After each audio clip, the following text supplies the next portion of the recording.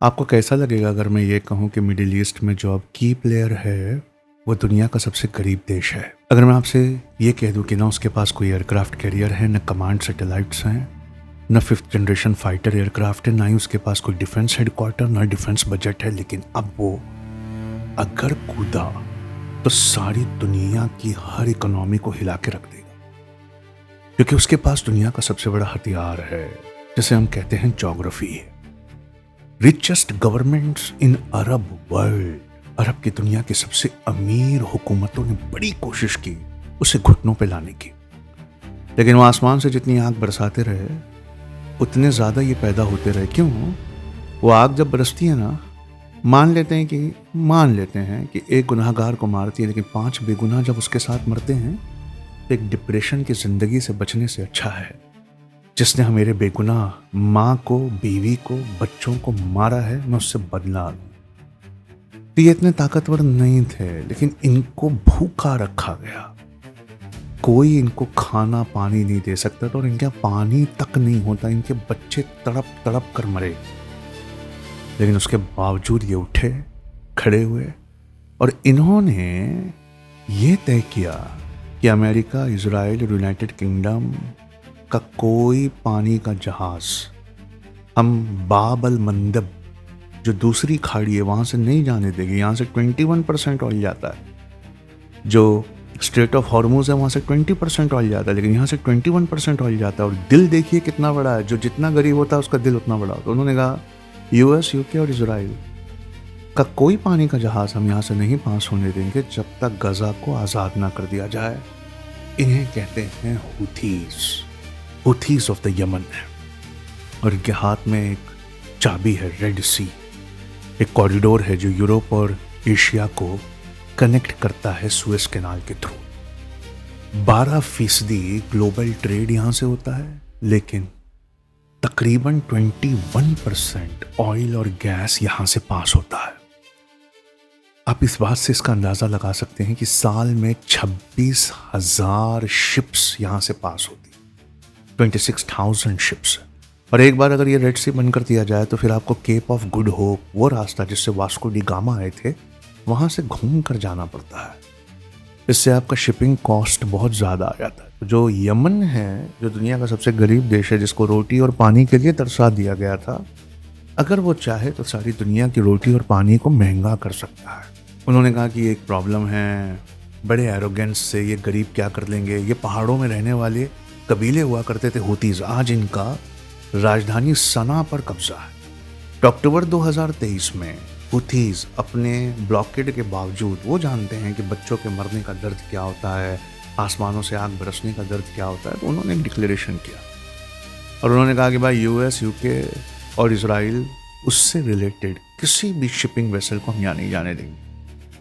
और उनके ऊपर बम बरसाने के लिए जो कोएलिशन था, आप सोच नहीं सकते हैं। उसमें परमाणु nuclear capable US, nuclear capable Israel, दुनिया की रिचेस्ट गवर्नमेंट्स जिनका सोवरेन वेल्थ फंड सबसे ज़्यादा है, यूएई, सऊदी अरब मिले हुए थे और क्लस्टर बॉम्ब बरसाते थे।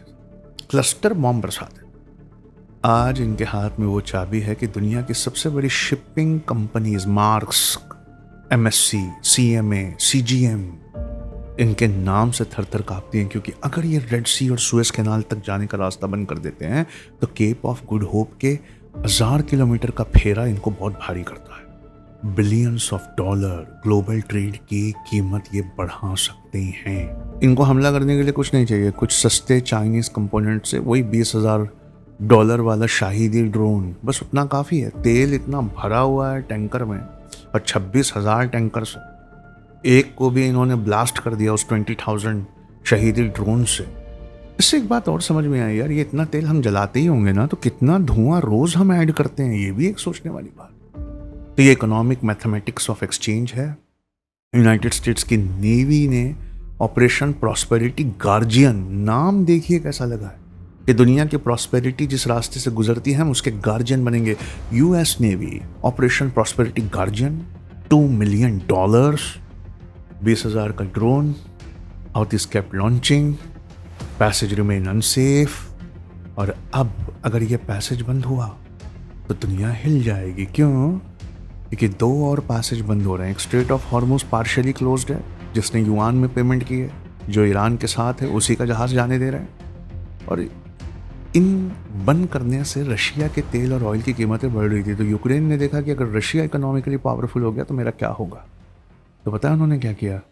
उन्होंने उन पोर्ट्स पर हमला किया जहाँ से रशिया पूरी दुनिया को तेल बेचता है। आपको पता नहीं होगा, उस डिटेल्स में जाने से पहले एक बात बताना चाहता हूँ। सऊदी अरेब से ज़्यादा खतरनाक आसमानों से क्लस्टर बॉम्ब खरीद के बरसाने वाले नाम थे यूएई और बहरैन, वहीं जिनके यहाँ मिलिट्री बेस पर आज शहीदी ड्रोन बरस रहे हैं। अब सोचिए ना साहब, यूएस, यूके दुनिया का सबसे पहला सुपर पावर था, हमारे देश पे भी उनका कब्जा था। फिर यूएस, फिर इजराइल, 3 तो न्यूक्लियर कैपेबल यही लोग हैं। उसके बाद सऊदी अरब, यूएई और Bahrain, 3 of the world's wealthiest states on earth. दुनिया की 3 सबसे अमीर रियासतें इस कोएलिशन ने होथीज का, जिन्होंने अमेरिका, ब्रिटिश और फ्रांस की वेपन इंडस्ट्रीज का हर वेपन खरीद के हौथीज को मारा। इन हथियारबंद रियासतों ने बड़े पैमाने पे खरीद की, लेकिन ये कुछ नहीं बिगाड़ पाया। और वर्ल्ड का सबसे poor country, poorest of the poor, Yemen ना इंडियन नेवी के बहुत करीब रहता है। इंडियन नेवी के साथ यमन बहुत बार जो है वो जॉइंट मिलिट्री एक्सरसाइजेस भी करता है, लेकिन हमला करके नहीं साहब। सुपीरियर मिलिट्री नहीं, एक नैरो पैसेज को टू डेंजरस बनाकर हाउथीज चाहें तो अभी पूरी दुनिया से बदला ले सकते हैं। इसलिए एक बात सुनाता हूँ, बड़ी ज़बरदस्त है। दौलत खुद मुख्तारी नहीं है, wealth is not sovereignty. Military hardware ये कोई रणनीतिक गहराई नहीं, it's not a strategic depth. The security architecture built entirely on geography and on equality and on justice, वो ज़्यादा इम्पॉर्टेंट। आई होप आप समझ पाए हैं।